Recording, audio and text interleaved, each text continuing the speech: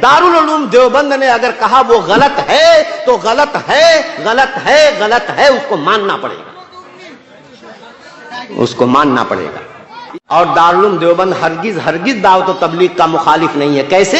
अब अगर वो उससे रुजू करता है ये उसका काम है, इस्लाह कर लेता है ये उसका काम है, अगर वो इस्लाह कर लेता है ये उसकी ऐन सआदतमंदी की बात है। लेकिन हमारे इल्म में कोई रुजू नहीं है, लेकिन हमारे इल्म में कोई रुजू नहीं है। और यही वजह है कि उसके बाद अभी ताज़ा अप्रैल के महीने में, वो जून के महीने में, 2023 के जून के महीने में, और ज़िक़ादा का महीना अरबी का चाँद के एतबार से 24 ज़िक़ादा का, मैं ये कहना चाहता हूं कि ये चोली दामन का साथ है, मदरसे और दावत व तबलीग।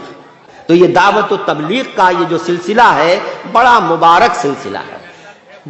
देखो, दावत देना, खैर की दावत देना, उसकी कोई मुतय्यन शक्ल नहीं है मंसूस, उसकी शक्लें मुख्तलिफ हैं, जमानों के बदलने के एतबार से भी उसकी शक्लें अलग अलग हो सकती हैं।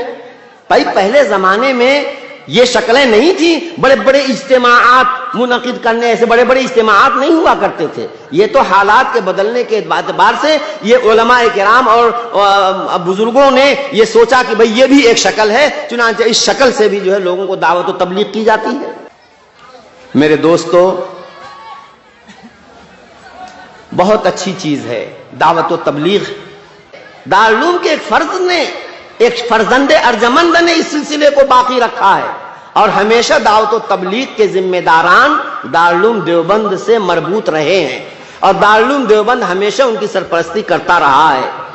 उलमा अगर सरपरस्ती ना करते तो ये काम आगे ना बढ़ता और ढंग से ना होता। मैं क्या कहना चाहता हूं सुनिए। अब मैं ये कहना चाहता हूं कि शुरू में भी, बाद में भी और तबलीग के शबाब में भी हर दौर का आप जायजा लीजिए, इस तबलीग को फरोग और मकबूलियत हासिल हुई, उसका वाहिद राज यह है कि उसकी सरपरस्ती अहले हक उलमा ने की, जिसकी बुनियाद पर अल्लाह ने इस दावत व तबलीग के सिलसिले को कबूलियत अता फरमाई है, और सही डगर सही लाइन पर यह काम चलता रहा, और अल्लाह तबारक व तआला ने हजारों लाखों इंसानों को हिदायत से नवाजा है। यह दारुल उलूम देवबंद और उसके फैज़ याफ्ता फुज़लाए किराम की इस दावत व तबलीग के साथ सरपरस्ती, उसकी हिमायत और डायरेक्शन और उसकी रहनुमाई का नतीजा है। यह है इस दारुल उलूम देवबंद का किरदार और उलमा का किरदार। अगर आप लोग सरपरस्ती नहीं करोगे और हम जाहिल लोग हैं, अगर हम लोग ये काम करेंगे और काम बिगड़ेगा तो अल्लाह के यहां पूछ आपसे होगी और आप जिम्मेदार होगे। जाहिर बात है कि जैसे हर मकान के अंदर जाले लगते हैं और हर मकान के अंदर बोसीदगी आती है, इस काम के अंदर भी ज़माने के तग़य्युरात की बुनियाद पर या किसी भी न किसी वजह से इस काम के तरीक़े कार में भी कुछ न कुछ गड़बड़ियां हुई।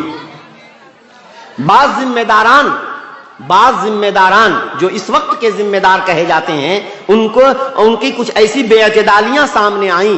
कुरान और हदीस की तशरीह के सिलसिले में उन्होंने कुछ आजाद होकर के सलफ उम्मत, सहाबा, ताबईन, तबे ताबईन, उलमाए उम्मत, उनकी तशरीहात को छोड़ करके मनमानी तशरीहात करनी शुरू कर दी, जिसके नतीजे में उम्मत के इजमा से भी इनहिराफ होने लगा और ऐसी ऐसी बातें सामने आने लगी कि किसी ने सुनने वालों के रोंगटे खड़े हो जाएं कि या अल्लाह कैसी इतनी संगीन बातें उन्होंने कर दी। बाद दफा अंबिया तक की तौहीन हो रही है, हजराते सहाबा तक की भी तौहीन हो रही है, और जनाब आली ये जो मुतवारस तरीका है दीन का और खिदमत दीन का, इस मुतवारस तरीके को भी कहा जाने लगा कि साहब ये मदरसों में जो तालीम और ताल्लुम का सिलसिला है, ये तालीम अपनी सुन्नत के तरीके से हट गई है।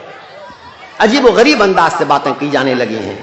इसी बुनियाद पर बाज बड़ी गलतियां, जब बहुत सी बड़ी गलतियां लिख करके दारुल उलूम देवबंद में भेजा गया, तो दारुल उलूम देवबंद के बड़े असातिज़ा मुफ्तियान किराम ने बहुत हालांकि दावत व तबलीग से बहुत मोहब्बत है, लेकिन मेरे भाइयों, बच्चे को भी जो हमारे दिल से भी ज्यादा दिल का टुकड़ा होता है, अगर उसके जिस्म के किसी हिस्से में फोड़ा हो जाए और सख्त किस्म का फोड़ा हो जाए تو باپ اس کا آپریشن کراتا ہے، بچہ چیختا چلاتا ہے، لیکن اس کی فائدے کے لیے آپریشن کرانا پڑتا ہے، اور باپ یعنی پوری خیرخواہی کے ساتھ اس کا آپریشن کرواتا ہے۔ تو یہ ہمارا اپنا کام تھا، ہمارے بزرگوں کا لگایا ہوا یہ چمن تھا، ہمارے بزرگوں کا لگایا ہوا یہ شجر تھا، اس میں اگر دیمک لگ رہی ہے تو ہماری ذمہ داری ہے کہ ہم اس دیمک کو کھرچ کر کے پھینک دیں، تاکہ بقیہ درخت جو ہے وہ تر و تازہ رہے، ایسا نہ ہو کہ وہ پورا درخت جو ہے وہ دیمک کھا جائے۔ چنانچہ دارالعلوم دیوبند کے اساتذہ نے اس وقت تفصیلی موقف ظاہر فرمایا کہ جو شخص ان باتوں کا قائل ہے وہ شخص جو ہے وہ کیا نام ہے کہ یہ اہل سنت والجماعت کے طریقے سے ہٹی ہوئی یہ بات، باقاعدہ اس کا اہل سنت والجماعت کے طریقے سے انحراف منحرف ہونا اس کو واضح کیا گیا اور اس کو باقاعدہ عام کیا گیا۔ اب اس کے بعد کچھ ہمارے بھائی کہتے ہیں کہ وہ تو حضرت نے رجوع کر لیا تھا۔ میرے بھائیوں سنو، رجوع کیسے ہوتا ہے؟ جس طرح کی غلطی ہوتی ہے اسی سطح کا رجوع بھی ہوتا ہے۔ سمجھ میں آئی بات؟ میں آپ کو سمجھا رہا ہوں، جس طرح کی آدمی غلطی کرتا ہے اس غلطی کو سدھارنے کی بھی اسی سطح پر، جس سطح پر اس نے غلطی کی ہے۔ اگر میں نے اسٹیج پر آ کر کے کوئی غلط بات کہی ہے تو اس کا کفارہ یہی ہے کہ میں پھر اسٹیج ہی پر اپنی اس بات کی تردید کر دوں۔ یہی ہمارے اکابر کا طریقہ رہا ہے۔